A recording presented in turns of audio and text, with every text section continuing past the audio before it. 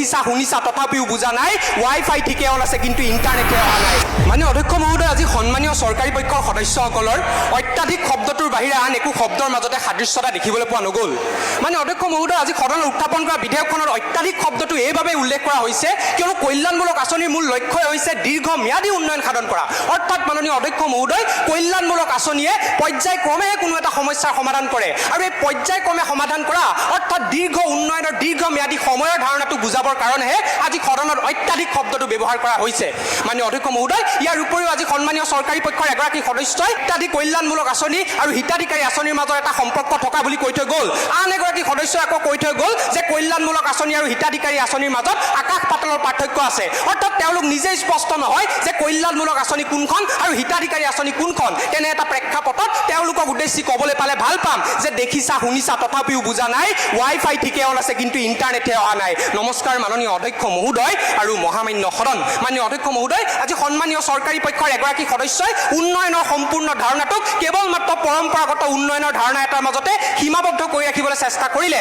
অৰ্থাৎ যদি আন্তঃগাঁথনি নিৰ্মাণ কৰা হৈছে বিনিয়োগৰ ব্যৱস্থা কৰা হৈছে তেতিয়াহে উন্নয়ন হৈছে কিন্তু মাননীয় অধ্যক্ষ মহোদয় বৰ্তমান সময়ত উন্নয়নৰ সম্পূৰ্ণ ধাৰণাটো পৰিৱৰ্তন হোৱা দেখিবলৈ পোৱা গৈছে অমৰ্ত্য সেনে তেখেতৰ বিখ্যাত গ্ৰন্থ ডেভেলপমেণ্ট এজ ফ্ৰীডমত স্পষ্ট ভাষাৰে উল্লেখ কৰিছে যে এখন ৰাষ্ট্ৰৰ উন্নয়ন তেতিয়াহে নিশ্চিত কৰিব পৰা যাব যেতিয়া সেই ৰাষ্ট্ৰখনে শিক্ষা আৰু স্বাস্থ্য খণ্ডৰ দৰে সামাজিক খণ্ডসমূহৰ ওপৰত গুৰুত্ব প্ৰদান কৰিব আৰু এই সামাজিক খণ্ডৰ ওপৰত গুৰুত্ব প্ৰদান কৰাৰ আটাইতকৈ ফলপ্ৰসূ মাধ্যমবিধে হৈছে কল্যাণমূলক আঁচনি অৰ্থাৎ মাননীয় অধ্যক্ষ মহোদয় কল্যাণমূলক আঁচনিয়ে কোনো নিৰ্ভৰশীলতা সংস্কৃতিৰ সৃষ্টি কৰা নাই ইয়াৰ বিপৰীতে ই নিঅ ডেভেলপমেণ্ট অৰ্থাৎ নব্য উন্নয়নৰ ধাৰণাটোকে নিশ্চিত কৰিছে আৰু আজি এইবোৰ কথা তেওঁলোকে স্পষ্ট নকৰি কোনে ক'ত ভীমকল খাইছে জাহাজী কল খাইছে সেইবোৰ কথাতে তেওঁলোক আজি সীমাবদ্ধ থাকিলে ইয়াৰ উপৰিও মাননীয় অধ্যক্ষ মহোদয় আজি সদনত উত্থাপন কৰা বিধেয়কখনত থকা কল্যাণমূলক আঁচনিৰ ধাৰণাটো ডিচেন্ট্ৰেলাইজেশ্যন অৰ্থাৎ বিকেন্দ্ৰীকৰণৰ ধাৰণা এটাৰ ওপৰত প্ৰতিষ্ঠিত হৈ আছে অৰ্থাৎ মাননীয় অধ্যক্ষ মহোদয় যিকোনো এখন কল্যাণমূলক আঁচনিক তেতিয়াহে বাস্তৱ ক্ষেত্ৰত ৰূপায়ণ কৰিব পৰা যাব যেতিয়া সেই কল্যাণমূলক আঁচনিখনক স্থানীয় চৰকাৰ অথবা গাঁও পঞ্চায়তে ৰূপায়ণ কৰিব